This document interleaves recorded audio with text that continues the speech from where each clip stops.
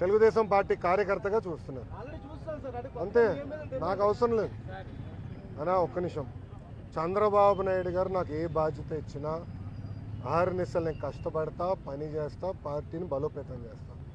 అంతేగాని పార్టీకి చెడ్డ పేరు మటుకు నేను తీసుకురాను.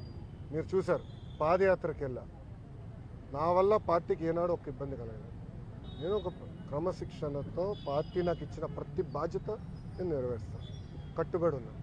కొత్త కమిటీల్లో నేను కూడా ఒక చర్చ చేస్తున్నా, రేపు పాలిట్ బ్యూరోలో డిస్కస్ చేస్తున్నా.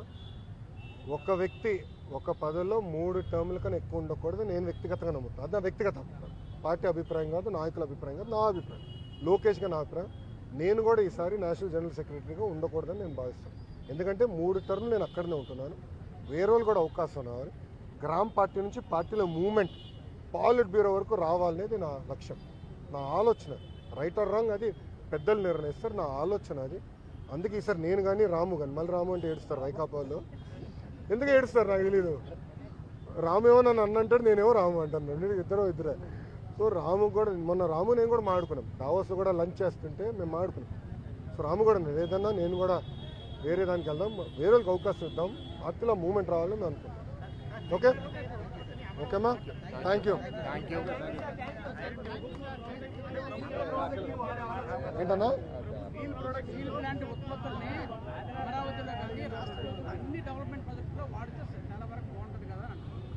అన్న కరెక్ట్ అన్నా, కానీ దానికి ఏమవుతుందంటే అది లీగలీ బైండింగ్ అవ్వచ్చు, అది ప్రాబ్లం.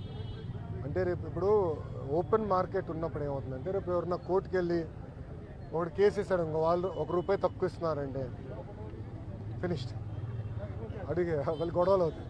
ఆ ప్రాబ్లమ్స్ ఉన్నాయి, అది కూడా డిస్కస్ చేసాము. అది టెండర్ ప్రాసెస్ ఫాలో అయిపోతే మనం అందరూ ఇబ్బంది పడతాం.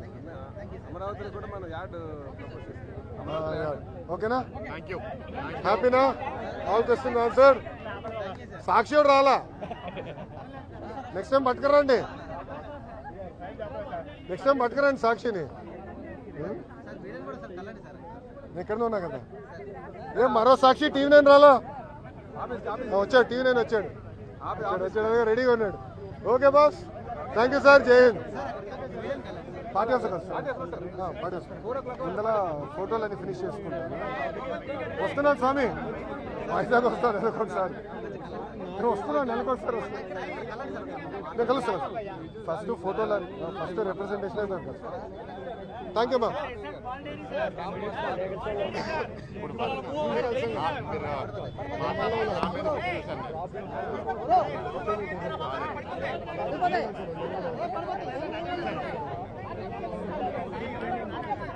మీడియా మిత్రులందరికీ నా నమస్కారం.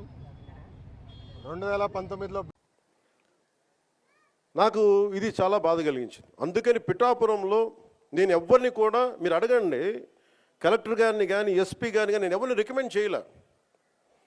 నేనేం చెప్పానంటే నేను ఎవరిని వెండేట ప్రభుత్వం, మీరు గత ప్రభుత్వంలో మీరు పనిచేసి ఉండొచ్చు, నాకు తెలియదు, నేను అన్నీ మర్చిపోతున్నా, గతం అంతా మర్చిపోతున్నా. ఇప్పుడు ఫ్రెష్గా ప్రారంభిద్దాం. నేను మిమ్మల్ని జడ్జ్ చేయను, నాకు ఇవ్వాల్సిందల్లా సుపరిపాలన ఇవ్వండి. తన్నా మన అని భేదం లేకుండా అందరికీ సమ న్యాయం చేయమని అంటే, అది జరగకపోతే మటుకు మళ్ళీ నా అలాంటి వాడు వచ్చి రోడ్ల మీద తిరిగితే ఎవరికి నిద్రాహారాలు ఉండవు. అక్కడ దాకా తీసుకెళ్ళదు. ఎందుకంటే నేను ఒక రౌడీ మూకను ఎదుర్కోవడానికి, గుండాల మూకను ఎదుర్కోవడానికి నేను మొదటి తరం రాజకీయ నాయకుడిని. నేను మొదటి తరం రాజకీయ నాయకుడిని. మా నాన్న ముఖ్యమంత్రి కాదు, మా నాన్న కానిస్టేబులే. నాకు 10 మంది తెలీదు. ఈ వేదిక పైన ఉన్న పెద్ద అధికారులు IASలు అంటే నాకు భయం వేస్తుంది. నాకు పెద్దది, ఇంకా నేను చిన్న ఉద్యోగ కొడుకుని కదా. మా నాన్న ఏం చెప్పాడు, చిన్నప్పుడు వచ్చారు, దొరగారు వచ్చారు, ఇంట్లో నుంచి భోజనం పంపించాలని చెప్పాడు. మాకు ఐజీలు అంటే దొరగారు మాకు, మా ఇళ్లలో. ఈ రోజుకి ఇన్ని కోట్లాది మంది నన్ను గుండెల్లో పెట్టుకున్నా, కేంద్ర స్థాయిలో నాకు పరిచయాలున్నా, నాకెప్పుడు అధికారులు పెద్దవాళ్ళే. నాకు లోపల అంత గౌరవం ఉంటుంది నాకు. కానీ గౌరవం నిలబెట్టుకోవాల్సిన అవసరం కూడా అధికారుల మీద ఉంది. ఎందుకంటే నేను ప్రజల కోసం పనిచేస్తాను. అందుకని ఈ బాధ్యతని అందరూ చేయాలి. ఎందుకంటే నేను ఈవ్ టీజింగ్ అనేది నాకు చాలా చిరాకు. నిస్సహాయ స్థితిలో ఉన్న ఆడపిల్లల్ని వేధించడం అనేది మగతనం కాదు. అది మీరు మగతనం కావాలంటే జిమ్నాస్టిక్స్కి వెళ్ళండి. మీరు మగతనం ప్రూవ్ చేయాలంటే దేశం కోసం ఒళ్ళుంచి ఆర్మీలో జాయిన్ అవ్వండి. ఆడపిల్లల్ని ఏడిపించి అది మగతనం అంటే తొక్కి నారత్తిస్తాం, పిచ్చ పిచ్చ వేషాలు వేస్తాం. ఎందుకంటే ప్రతి ఇంట్లో ఆడపిల్లలు ఉన్నారు. తల్లి లేకుండా మనుగడ లేదు సృష్టిలో. మీరు ఆడబిడ్డలకి పోలీస్ శాఖ కూడా నేను చాలా బలంగా చెప్తా ఉన్నాను, ఇంకొకసారి నాకు ఈవ్ టీజింగ్ అనేది నాకు కనిపించకూడదు పిఠాపురంలో. This is my directive.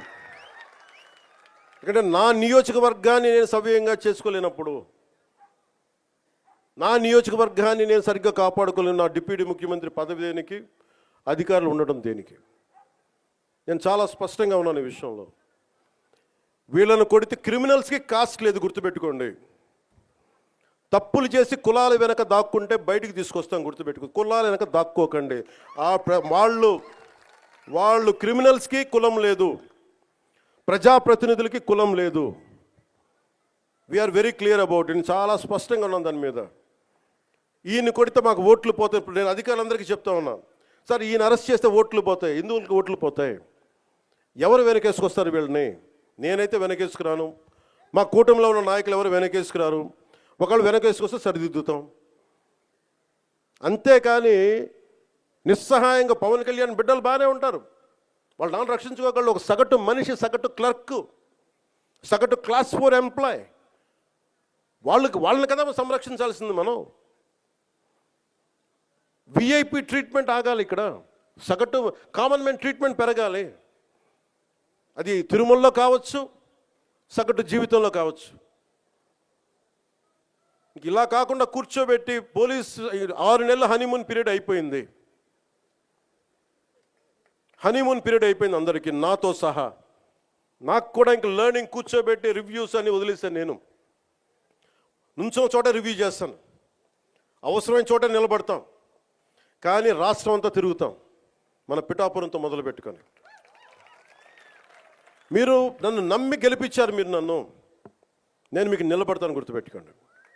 మీరు నాకు ప్రోగ్రెస్ ఇవ్వండి, నాకు నేను మళ్ళీ పని చేసే ఓట్లు అడుగుతాను.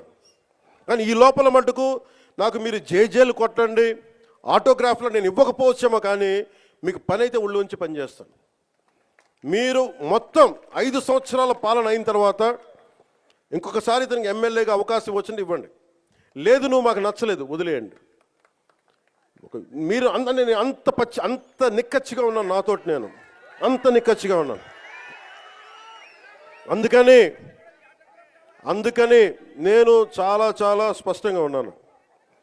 15 ఏళ్ల తక్కువ కాకుండా అలయన్స్ ఉండాలని మనస్ఫూర్తిగా నేను ఆ శక్తిపీఠాన్ని ఆనేసి చెప్తా ఉన్నాను. కానీ అధికార యంత్రాంగం నాకు మీ సహకారం కావాలి. నేను గవర్నమెంట్ ఎంప్లాయ్ కొడుకునే, లేట్ గవర్నమెంట్ ఎంప్లాయ్ కొడుకుని. నేను కష్టాలు నాకు తెలుసు. జీతాలు రాకపోతే స్కూల్లో నుంచి బయటికి పంపించేసిన సంఘటనలు కూడా ఉన్నాయి, నాకు అవి తెలుసు. నాకు కరెక్ట్గా కూర్చోబెట్టి 1వ తారీఖు జీతాలు రావు, 7కో 8కో వస్తే స్కూల్ నుంచి పంపించేసేవాళ్ళు నన్ను. అవి కూడా చాలా సందర్భాలు జరిగినాయి. నా కష్టాలు తెలియదని చెప్పకండి ఎవరు, నా కష్టాలు తెలుసు. అందుకే నిన్న ఎందుకు తగ్గి మాట్లాడతానంటే కష్టాలు తెలిసిన వాడిని కాబట్టి. నాకు అధికారం అలంకారం కాదు, అధికారం బాధ్యత నాకు. కానీ నాకు పిఠాపురం బాగుండాలి. నేను చాలా స్పష్టంగా ఉన్నాను. లా అండ్ ఆర్డర్ కనుక ఎవరన్నా సరే ఇష్టరాజ్యంగా ఎవరన్నా సరే ఇష్టం వచ్చినట్టు చేస్తే తొక్కి నారత్తిస్తాను ఒక్కొక్కరికి. మా ఇష్టం కుదరదట్లా.